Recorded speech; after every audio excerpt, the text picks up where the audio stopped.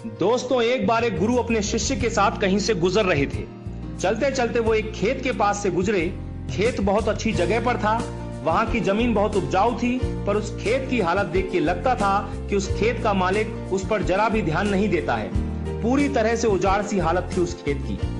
खैर, दोनों को बहुत प्यास लगी थी, तो वो खेत के बीच में बने एक टूटे फूटे घर के सामने पहुंचे। दरवाजा खटखटाया। अंदर से एक आदमी निकला। उसके साथ उसकी पत्नी और 3 बच्चे भी थे। सभी फटे पुराने कपड़े पहने हुए थे।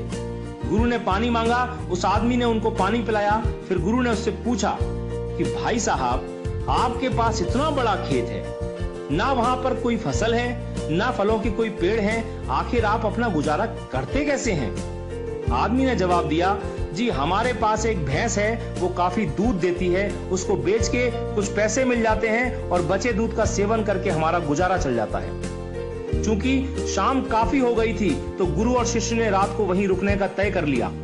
आधी रात को जब सब गहरी नींद में सो गए, तब गुरु ने शिष्य को उठाया और कहा कि चलो चलो, हमें अभी यहाँ से निकलना है, पर जाने से पहले हम उस आदमी की भैंस को पहाड़ से गिराकर मार डालेंगे। ऐसा करने का शिष्य का जरा भी मन नहीं था। उसे यह बहुत गलत लगा, पर वो गुरु की बात को टाल नहीं सका। सो वो भैंस को मारकर रातों रात वहां से गायब हो गए। ये बात शिष्य के मन में बैठ गई थी।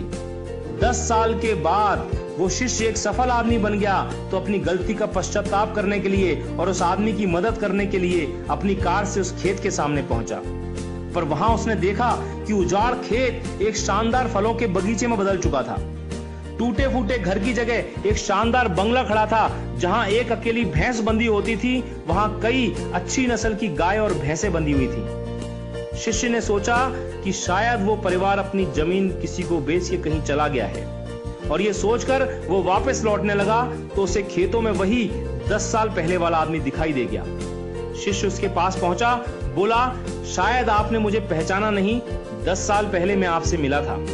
फिर वो आदमी बोला, नहीं नहीं, ऐसा नहीं है, मुझे याद है, आप और आपके गुरु आए थे। उस रात को तो मैं कभी भूल ही नहीं सकता। आप लोग बिना बताए चले गए, पर उस दिन न जाने कैसे हमारी भैंस पहाड़ से नीचे गिर के मर गई।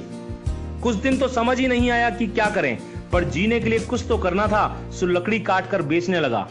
पैसे आए तो खेत में बुआई कर दी। फसल अच्छी हुई तो उसे बेच के फलों के बगीचे लगा दिए।